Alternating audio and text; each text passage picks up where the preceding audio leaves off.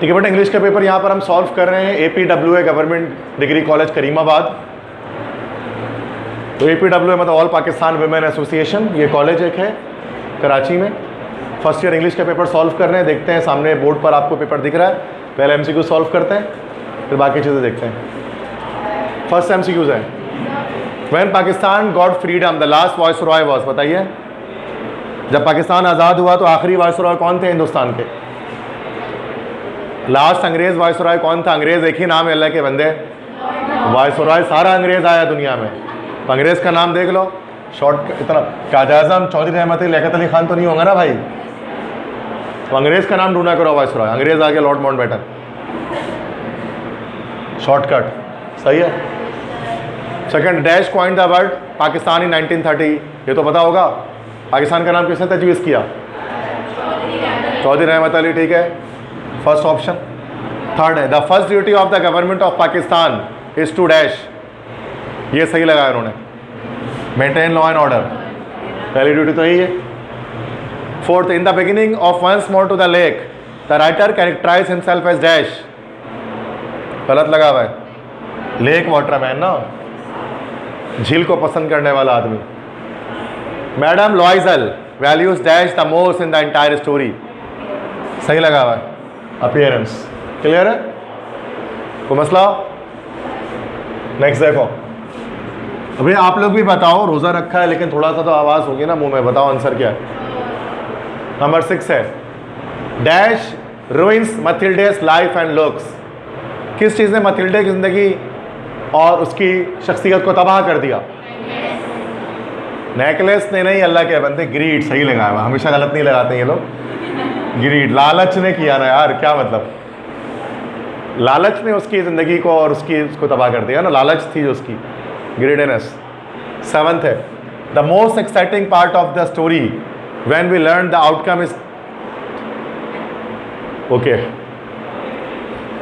मतलब स्टोरी का सबसे जो एक्साइटिंग पार्ट, जब हमें पता लगता है कि नतीजा क्या निकला, वो पार्ट क्या कहलाता है। ये चैप्टर से नहीं है, ये एक ऐसी एक बेसिक बात है कि climax, the falling action, the rising action, resolution, पता जब हमें नतीजा, जब फिल्म या ड्रामा जब एंड होता है ना तो सबसे एक्साइटिंग पार्ट होता है उसका, जब हमें आउटकम का, नतीजे का पता लगता है तो उसको क्या बोलते हैं? तो क्लाइमैक्स नहीं बोलते हैं, क्लाइमैक्स बोलते हैं क्या? क्लाइमैक्स तो बीच में आता है ना, ट्विस्ट जो होता है, एंड में थोड़ी ना आता है, क्लाइमैक्स तो नहीं होगा। The rising action, rising action तो जब शुरू हो रहा होता है, एक्शन स्टार्ट होता है, तो राइजिंग एक्शन नहीं, रेजोल्यूशन ही सही इसका है। रेजोल्यूशन हम कहते हैं, रेजोल्यूशन मीन्स कि जब कहानी एंड की तरफ जाती है, अपने करारदाद की तरफ जाती है, अपने एंडिंग की तरफ जाती है, उसको रेजोल्यूशन कहते हैं। 8th है, dash invented the movable type of telephone, movable type of telephone नहीं भाई, सवाल गलत है, मूवेबल टाइप ऑफ टेलीफोन नहीं होता, मूवेबल टाइप उसको कहते हैं जिसको है ना, वो जो प्रिंटिंग प्रेस होता है, तो उसको किसने बनाया था? गुटेनबर्ग ने बनाया था ना उसको, गुटेनबर्ग्स मूवेबल टाइप, तो वो टेलीफोन नहीं था, वो प्रिंटिंग प्रेस था, छापा खाना जो मैं बता रहा था ना, वो टेक्नोलॉजिकल रेवोल्यूशन से MCQ आएगी। तो गलतियाँ भी हो सकती हैं पेपर में, जहाँ जहाँ गलतियाँ मैं सही कर दूंगा, ठीक है। तो अक्सर कभी कभार टाइपिस्ट गलती कर देते हैं, कभी कभार तो इस तरह हो जाता है समटाइम, ठीक है। 9th है, during world war 2 transmission of information was in dash, world war 2 के दौरान इंफॉर्मेशन कैसे ट्रांसफ़र होती थी, किस तरह से? एनालॉग फॉर्म में होती थी, बिल्कुल सही, थर्ड ऑप्शन। क्लियर है? Number 10, bits use to record और transmit information in dash form, digital form, बिल्कुल सही। 11th है, the dash of the author made the manager assume wrong about his purpose, mysterious manner, बिल्कुल सही, माई bank account से आया ये। 12 है, the text my bank account is written by dash, बोलो माई बैंक अकाउंट किसने लिखा है? भूल गए? Stephen Leacock, professor Amina Khamisani ने सुर का होली का तर्जुमा किया है, राल्फ एल्डरमर्सन ने सेल्फ रिलायंस लिखा है, बुकर टी वॉशिंगटन ने लिखा है struggle for an education. 13th है, according to the essay self reliance and why is dash, सब गलत हो रहे हैं, सब तुक्का मारा ये बच्चा, अक्कड़ बक्कड़ लगाया ना, इग्नोरेंस। तुम लोग ये नहीं करके आना है पेपर में, सही से लगा के आना। Society undergoes dash changes, continual changes ना, third option continual change not continuous. 15 में, the author swept and dusted the recitation room dash times alternatively, struggle for education में उसने कितनी बार कमरे में झाड़ू दिया और कितनी बार डस्टिंग की? 3 बार झाड़ू दी और 4 बार डस्टिंग की, पक्की बात है? तो 3 और 4 आपके बोलने पर लिख दे रहे, मुझे तो नहीं याद है। 3, सही बात है, 3 बार दिया था झाड़ू और 4 बार डस्टिंग की थी। ओके, हो सकता है। 16 the word Singapore mean the city of dash, ये सही है लाए। 17 the dash is the work one does to earn money, job. 18 a profession is a dash, profession क्या है? ये शायद वो है ना, वो पर्ल्स ऑफ विजडम से शायद आया भाई। अब ये करियर उससे नहीं है, चूजिंग करियर से नहीं आया है, पर्ल्स ऑफ विजडम से आया है। अब प्रोफेशन इज लिविंग फाउंटेन कह सकते हैं ना, शायद लिविंग फाउंटेन था। नहीं, profession is it wealth itself, wealth.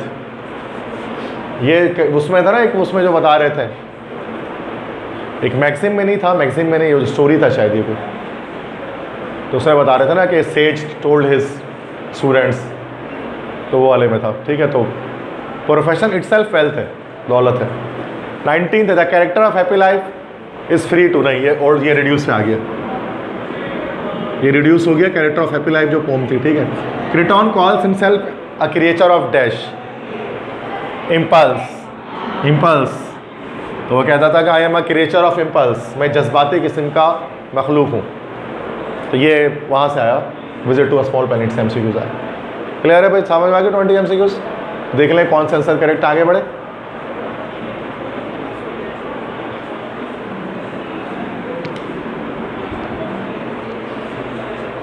अब ये इसमें उन्होंने वो दिया हुआ है, शॉर्ट दिया हुआ है, how can we make Pakistan prosperous in the light of Quaid vision, what kind of sensation, how, मतलब ये तो हो जाएगा।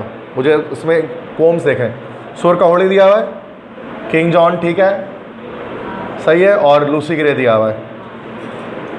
ये 3 उन्होंने सही दिया है, बट ये चौथा गलत दे दिया इन्होंने। डगलस मैलक, उन्होंने गुड टिम्बर से दे दिया है, ये तो रिड्यूस हो गया। शुरू के 3 सही हैं, चौथा वाला जो है ना वो रिड्यूस सिलेबस से आउट है, क्योंकि 3 ही पोम्स हमारे हैं। ठीक है, आगे बढ़ें। तो गलतियाँ अक्सर कॉलेज में मैं देख रहा हूँ गलतियाँ हैं पेपर बनाने में, और रिड्यूस सिलेबस को बहुत कम कॉलेज ने ठीक तरह से फॉलो किया। उसके बाद वो तो 4 जाहिर सी बात है कि ये 4 हमारा इसका है, प्ले का ही होगा, सारा प्ले का ही है। ग्रामर देख लेते हैं जो हम हमेशा सॉल्व करते हैं। नरेशन आया हुआ 4, he said can you help me with my project, क्या हो जाएगा? शी आस्क्ड इफ, अब यू है ना तो आई हो जाएगा। If I could help her, if I could help her with her project, सही है। तो मसला इजी है।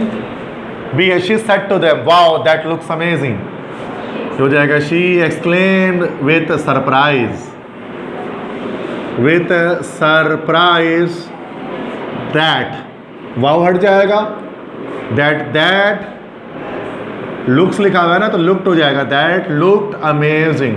प्रेजेंट सिंपल पास्ट सिंपल में चेंज हो जाएगा। क्लियर? तो मसला आता है सबको नरेशन करना।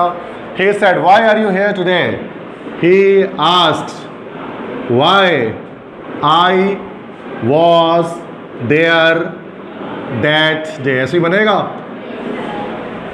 देख लो, why I was there that day. He said go now, he ordered to go then. तो मसला सारे आसान है, easy. Voice pull up the chair, let the chair be pulled up. You should not tell lies. Lies should not be told by you. Why are you helping him? Why is he being helped by you? आसान है बड़े, ठीक है, easy है. She shared her data on the website by mistake. Okay, तो her data was shared by her, बाकी ये पूरा एक्स्ट्रा वर्ड है, by her on the website by mistake. समझ में आ गए चारों वॉइस? तो मसला आसान है, में सब हो जाता आपसे भी. आगे बढ़ जाए.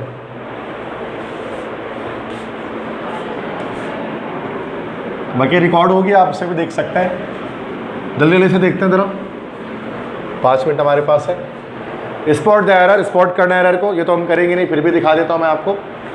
अ parrot can use to be trained. Can use to be trained. Use to की जरूरत ही नहीं थी ना.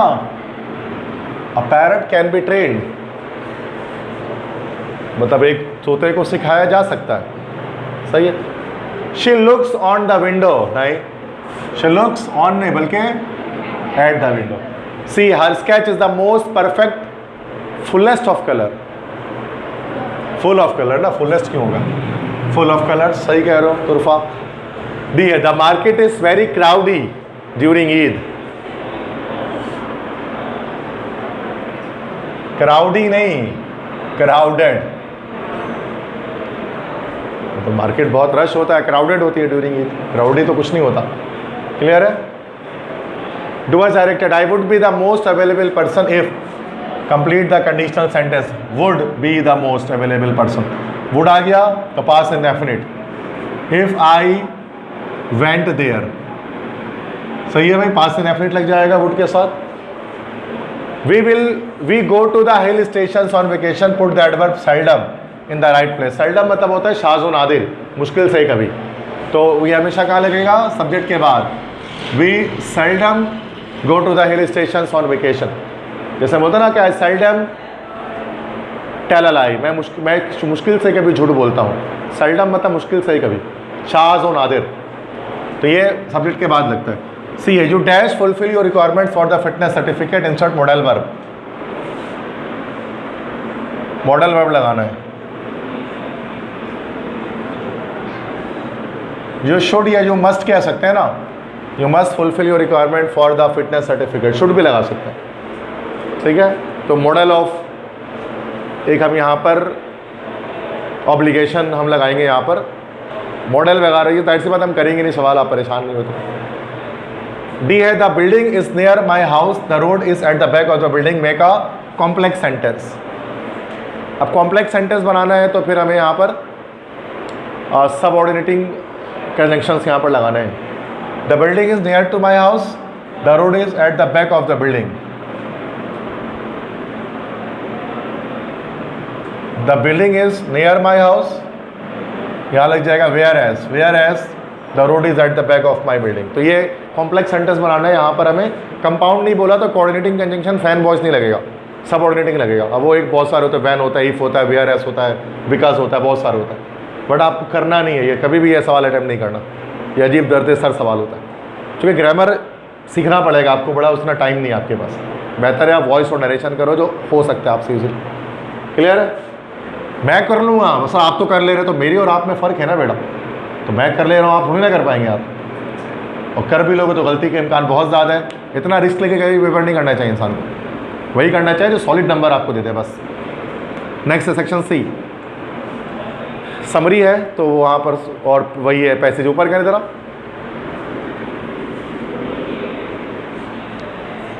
पैसेज बाद में देखते हैं, बाकी नीचे करें, बाकी चीज़ें देखते हैं. पैसेज तो पढ़ना पड़ता है ना, ऐसे देख लेते हैं. ये ऐसे दो ऐसे तो गलत दे दिया उन्होंने पहले ही. हाँ ये दिया सही. ओल्डर जनरेशन वर्सेस यूथ, मतलब ये कोई ख़ास मुकाबला नहीं होता कि मतलब बूढ़े और पुरानी मतलब पुरानी जनरेशन को नई जनरेशन का मवाजना किया जा रहा है, बट ये को मवाजना बनता नहीं है मेरे लिहाज से इसमें, ठीक है। अपने जगह पर दोनों राइट है। AI वर्सेस ह्यूमन इंटेलिजेंस, ये तो हो सकता है, human intelligence versus artificial intelligence, ये कर सकते हैं हम, ठीक है। ये तो मैंने इससे पहले ही बताया आपको, ये किया जा सकता है। लेकिन इंटरनेशनल कॉन्फ्लिक्ट ये तो है ही नहीं ना, कंपेयर एंड कंट्रास्ट, ये तो आना ही नहीं है। थर्ड ऐसे कंपेयर एंड कंट्रास्ट है, लेकिन वो इंपॉर्टेंट नहीं है मेरे नज़दीक। ओल्डर जनरेशन किसी कॉलेज में आया भी नहीं आज तक। ये AI और ये वाला हो सकता है इंटेलिजेंस, ये आपको करना चाहिए, नहीं किया है तो आपने। ईमेल करना है, 3 ही सवाल दिया है उन्होंने इसमें।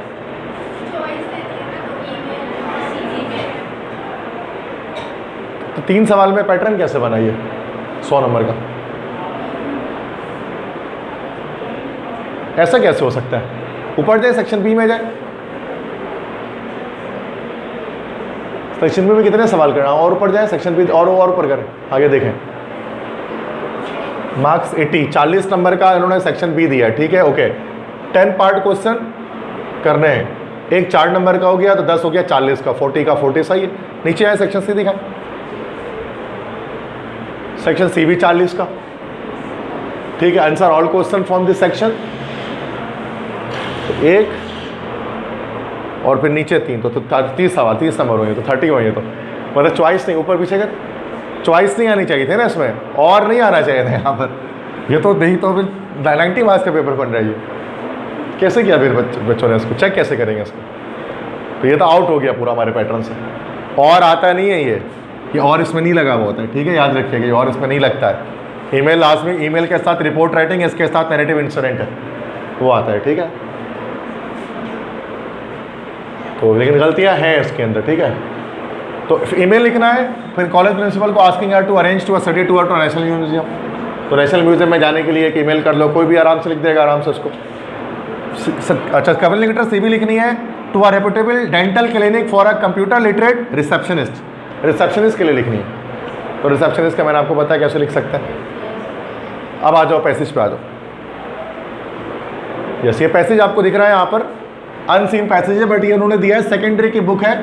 जब आप सेकेंडरी में जाएंगे तो उसमें एक चैप्टर हमारा है an astronomer's view of the universe, तो वहाँ से उन्होंने ये पैसेज उठाया। लेकिन आपके लिए तो अनसीन ही है, मेरे लिए सीन है, आपके लिए अनसीन है, चूँकि मैंने सेकेंड ईयर में तो पढ़ाता रहता हूँ, आप तो पढ़ी नहीं सेकेंड ईयर अब तक, तो इस लिहाज से अनसीन हो गया आपके लिए, ठीक है।